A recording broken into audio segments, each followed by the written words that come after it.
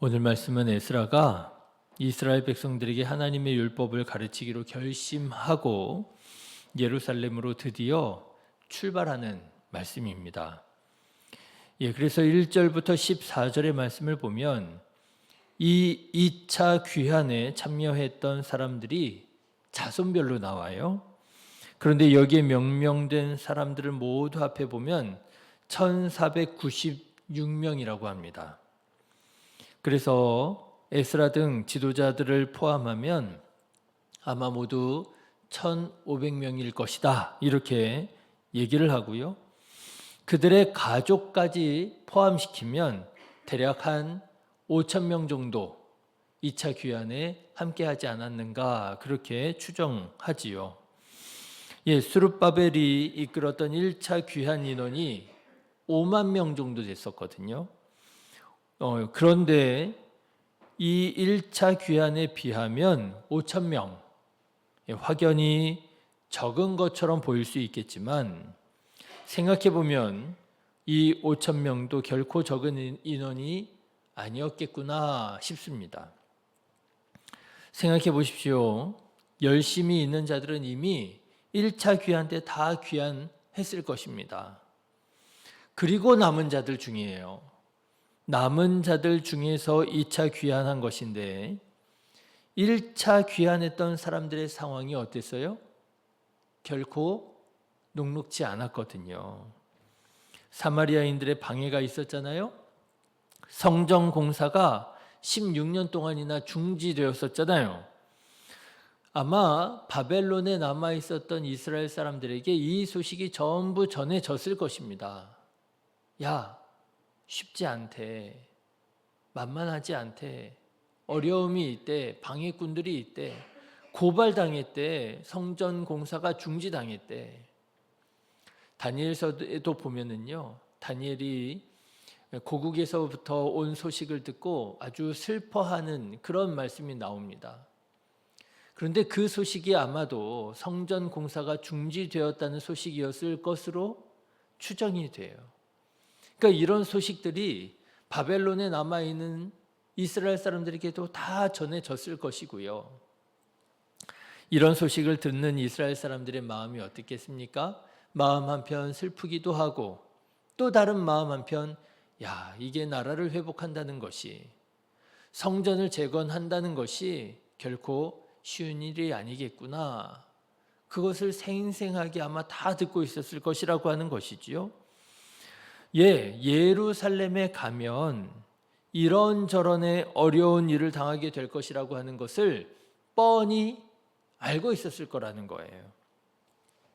그런데도 불구하고 2차 귀환에 참여한 사람들이 5,000명이 되었던 것은, 이것은 결코 적은 숫자가 아니었다 할 것입니다. 그러니 여러분, 이 2차 귀환에 참여한 사람들의 믿음이 얼마나 귀해요? 그렇습니다. 여러분, 하나님의 나라를 이루는 것은 결코 쉬운 일이 아닙니다. 때때로 어려움이 있을 수도 있어요. 비록 하나님께서 놀라운 은혜를 베풀어 주셔서 포로 생활에서 해방시켜 주셨지만, 그래서 마음 한편 기쁘고 또 감사하고 감격하지만, 이러거나 저러거나 어쨌든 오랫동안 살아왔던 바벨론을 떠나 고난이 기다리고 있는 예루살렘으로 돌아간다는 것, 이것은 어쩌면 두렵고 떨리는 일이었을 것입니다. 그럼에도 불구하고 하나님의 성전을 짓기 위해서, 하나님의 나라를 이루기 위해서 예루살렘으로 향했던 이 이스라엘 백성들의 그 믿음과 신앙, 여러분 기억하시기를 주님의 이름으로 축원합니다. 이런 신앙이 있구나. 안락하고 편하게 살 수 있는 삶을 포기하고 고난이 기다리고 있는, 그러나 하나님의 나라를 이루는 일에 자기의 삶을 드렸던 사람들이 이렇게 있었구나. 자, 그런데 여러분, 오늘 말씀을 보면은요, 이렇게 5,000명의 사람들이 모여 있었을 것이란 말이죠. 그런데 에스라는요, 이 사람들과 함께 바로 출발하지 않더라라고 하는 것입니다.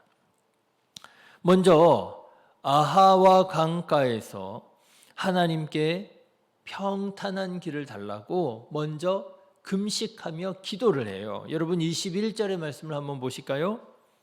21절 같이 읽겠습니다.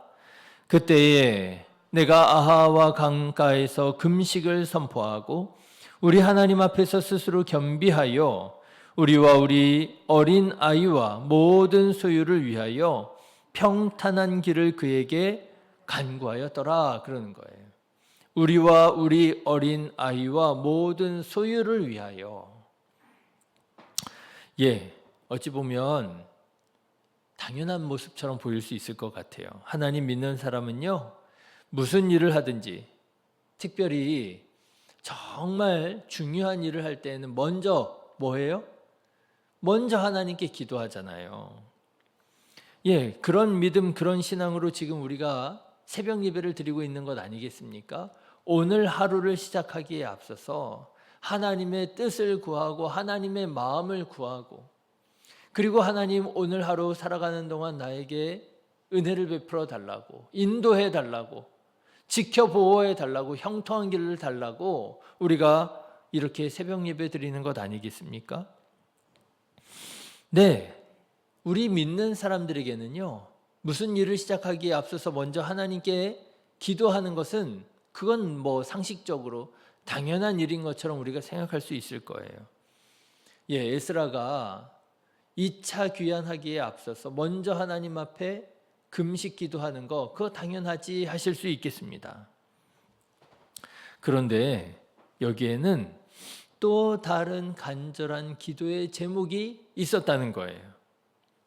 그 간절한 기도의 제목이 뭐냐? 금식까지 하면서 기도할 그 간절한 기도의 제목은 바로 다름 아니라 하나님의 영광을 위한 기도였어요. 여러분 22절부터 23절의 말씀을 보십시오. 에스라가 금식을 선포하며 함께 기도했던 그 이유가 이렇게 나옵니다. 22절, 23절 같이 읽어보실까요? 시작. 이는 우리가 전에 왕에게 아뢰기를 우리 하나님의 손은 자기를 찾는 모든 자에게 선을 베푸시고 자기를 배반하는 모든 자에게는 권능과 진노를 내리신다 하였으므로 길에서 적군을 막고 우리를 도울 보병과 마병을 왕에게 구하기를 부끄러워하였음이라. 그러므로 우리가 이를 위하여 금식하며 우리 하나님께 간구하였더라 그랬던 거예요.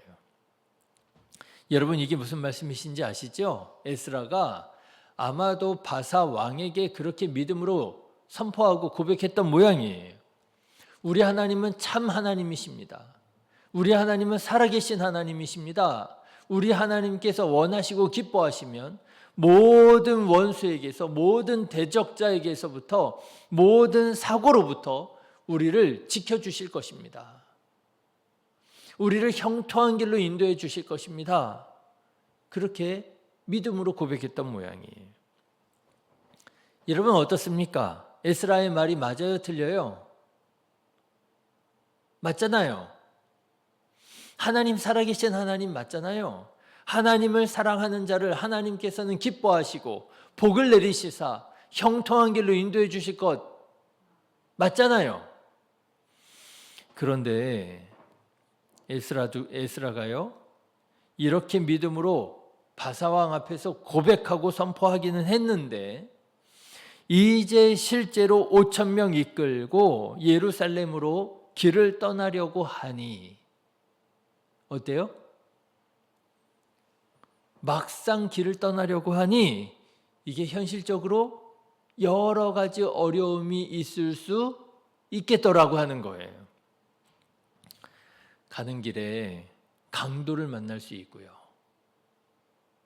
적대적인 세력의 군대의 공격을 받을 수도 있겠고요. 이게 1, 2km가 아닙니다. 수천 킬로입니다.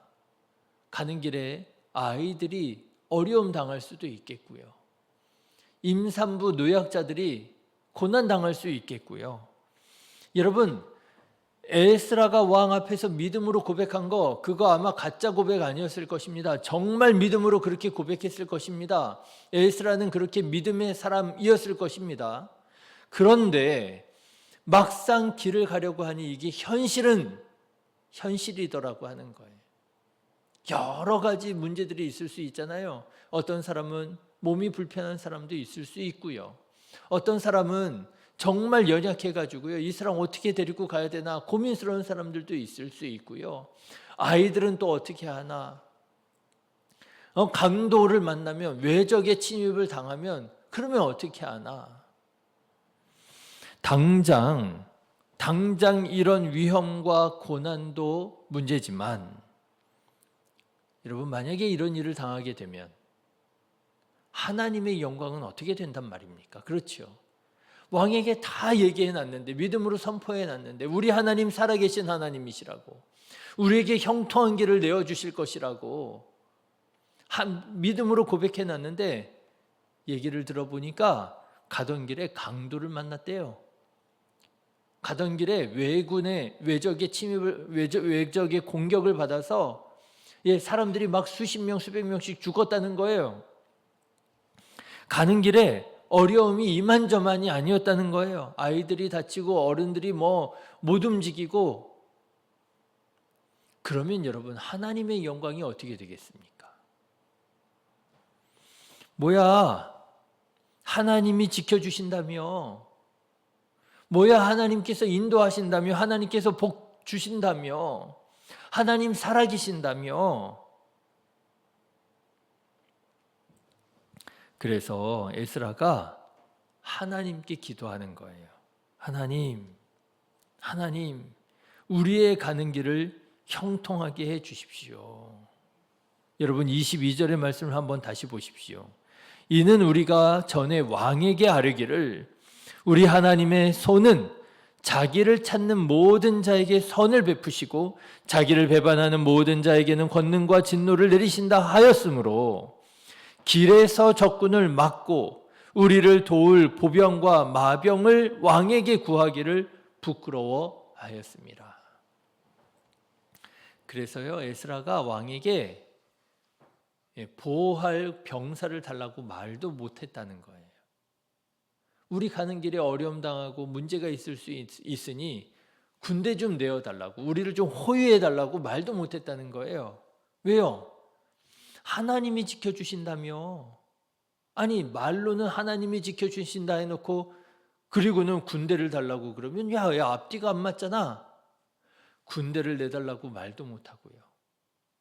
그런데 군대 없이 가다가 어려움 당하면 하나님의 영광이 가려워질까 걱정되고요. 그래서 하나님께 기도하는 거예요. 하나님께서 지켜주시고 형통한 길을 주시리라고 왕에게 고백했는데 내가 어떻게 왕의 군대로 호위해달라고 할 수 있겠습니까? 그럴 수 없잖아요. 그러면 왕이 우리를 어떻게 보겠습니까? 하나님을 어떻게 알겠습니까?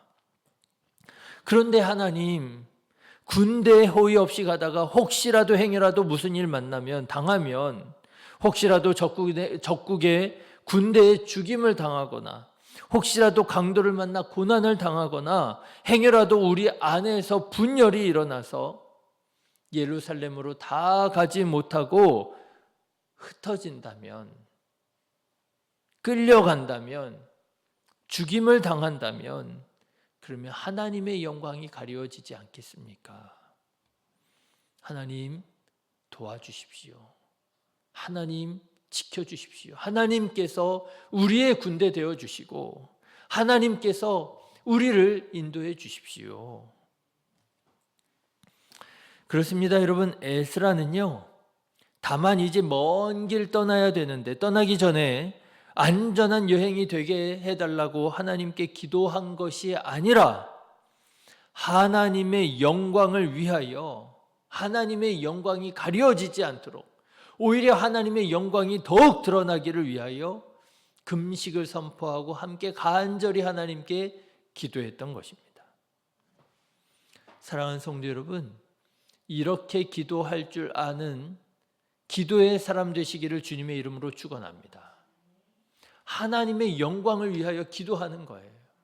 당장의 나의 필요도 있지만 당장의 나의 어려움도 있지만 그 어려운 문제를 위하여 기도하는 것이 아니라 그 간절한 소원을 위해서 기도하는 것이 아니라 더 나아가서 하나님의 영광을 위하여 기도하는 거예요.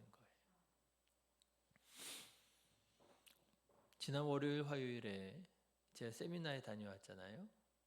몇 명의 이렇게 사람들을 만나서 소그룹으로 모여서 나눔의 시간이 있었습니다. 그런데 그 중에 한 분이 중국 선교사님으로 계신 분을 만나게 되었어요.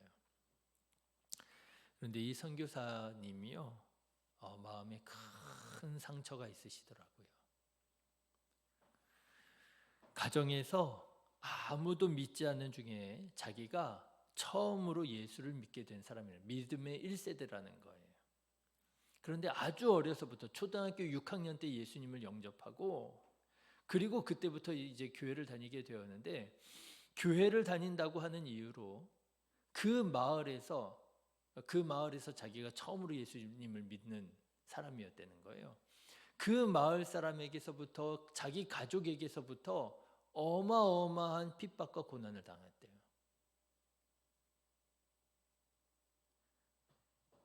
매를 맞는 건 뭐 당연히 기본이고요. 호적에서 파버리고요. 진짜로 밥도 안 주고요. 추운 겨울날 밖에 나가 있으라고 그래서 벌벌 떨고요. 온갖 어려움을 당했다는 거예요. 그런데도 참 대단하죠. 초등학교 6학년 때 받아들인 그 믿음을 지키면서 수십 년을 사신 거예요. 그런데 온 친척, 온 가족, 온 동네 사람들에게 고난을 당하는 중에 어떤 일이 있었느냐? 한 번은 가족이 한 번 굉장히 아파서 고통당한 적이 있답니다. 가족 중에 한 사람이. 그런데 가족 중에 한 사람이 아픈데요, 그 모든 가족들이 다 그 이유를 뭐라고요? 네가 예수를 믿어서 얘가 이렇게 아프다고. 애가 아픈, 다른 어떤 가족이 아픈 이유를 네가 예수 믿어서 얘가 이렇게 아픈 거라고. 그러면서 또 그렇게 괴롭히더래요. 매를 맞고요, 공부도 안 시켜줘가지고 공부도 제대로 못하고요. 그래서 너무너무 괴롭고 매 맞는 게 너무너무 무섭고, 그래가지고요 그렇게 기도했다는 거예요. 하나님, 그 가족 살려달라고, 고쳐달라고.